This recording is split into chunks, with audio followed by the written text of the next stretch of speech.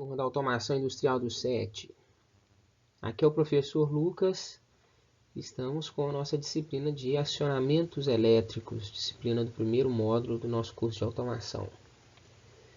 Hoje a gente vai começar a falar sobre alguns elementos de comando e vamos dar ênfase aí no contator magnético.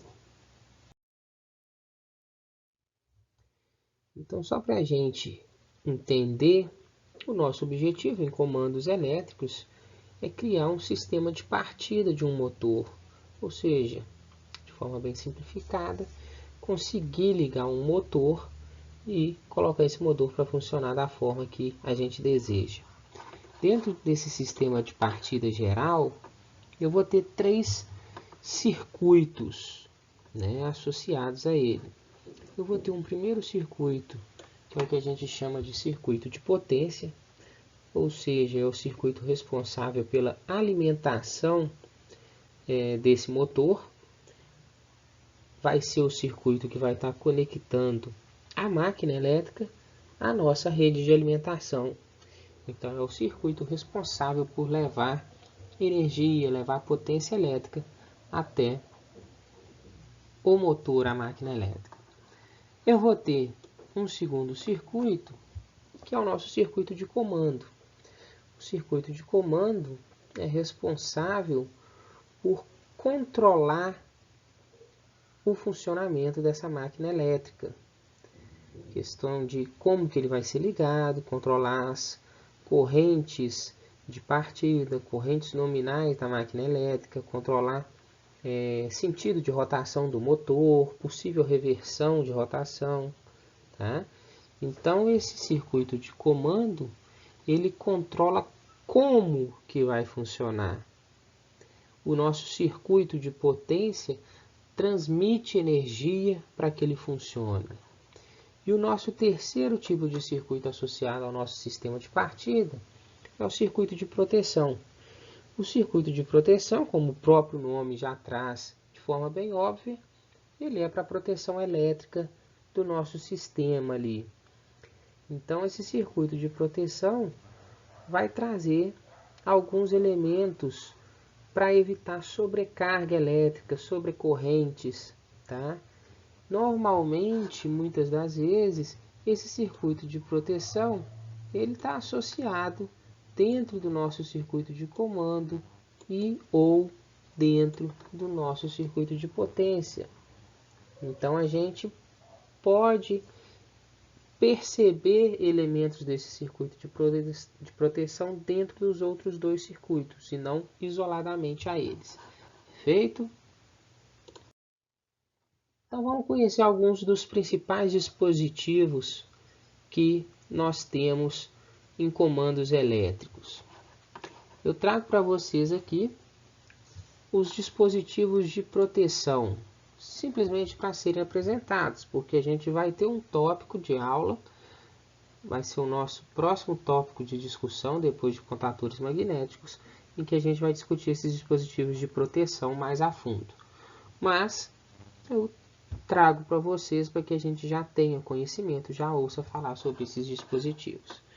Então, esses dispositivos de proteção, os três principais aqui: fusível, Eu trouxe uma imagem aqui com vários tipos de fusível. O fusível, quando ele é sobrecarregado, ele interrompe a passagem de corrente. Então, basicamente, ele abre um circuito, Ele faz isso rompendo alguma conexão física, tá? Então, o fusível, quando ele é acionado, ele não pode ser reutilizado, tá? Quem tem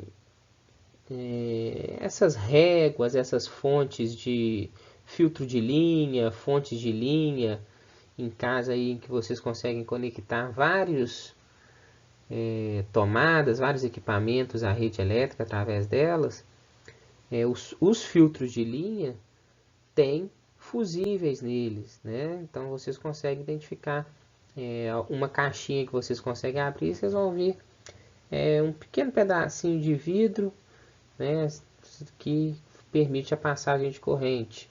Lá no interior vocês vão ver uma conexãozinha, e se houver uma sobrecorrente, né, uma variação indesejada no valor da corrente, essa conexão se rompe, impedindo a passagem de corrente. Você não perde o filtro de linha, passa a trocar um fusível. Esses fusíveis de filtro de linha é coisa de centavos que custa, né? Então, assim, é uma proteção aos equipamentos. Se a gente tiver uma sobrecorrente de alimentação, o nosso próprio filtro de linha vai proteger os equipamentos que estão conectados ao filtro de linha. E essa sobrecorrente não vai chegar nos equipamentos que podem ter componentes mais sensíveis, tá? Segundo tipo para a gente aqui, ó, relé térmico, perfeito? Também relacionado à proteção, nosso relé térmico de proteção, sobrecarga, tá? E o nosso disjuntor, no nosso caso aqui, um disjuntor trifásico, mas se vocês abrirem o quadro de distribuição de energia de vocês aí na casa de vocês, vocês vão perceber que o disjuntor é algo que faz parte do nosso sistema de distribuição residencial, né? Então é um elemento de proteção que a gente tem na própria casa nossa. E vocês devem já ter percebido de forma inconsciente o funcionamento desse tipo de dispositivo. Em alguns lugares, quando há uma sobrecarga na rede elétrica, liga-se 2, 3 chuveiros ao mesmo tempo, a luz cai. Quando essa luz cai, a gente fala que o disjuntor desarmou, né? Então é uma forma de proteção do próprio sistema elétrico ali, tá? O sistema que foi projetado percebe que está sendo requisitado muita energia, está passando muita energia ali, e o sistema não foi projetado para tanta energia passando por aquele sistema de transmissão. Então, o disjuntor desarma, né? Esquenta muito e desarma. Perfeito? Os nossos dispositivos de comando, né? Botoeiras ou botões dos mais variados tipos, dos mais variados tamanhos, modelos, cores, tá? É um botão de contato. Na hora que a gente pressiona esse botão, fecha o contato ou abre o contato, né? Depende do seu funcionamento. O nosso contator, que é o nosso objeto de estudo dessa aula, nós vamos entender um pouquinho melhor o funcionamento desse contator.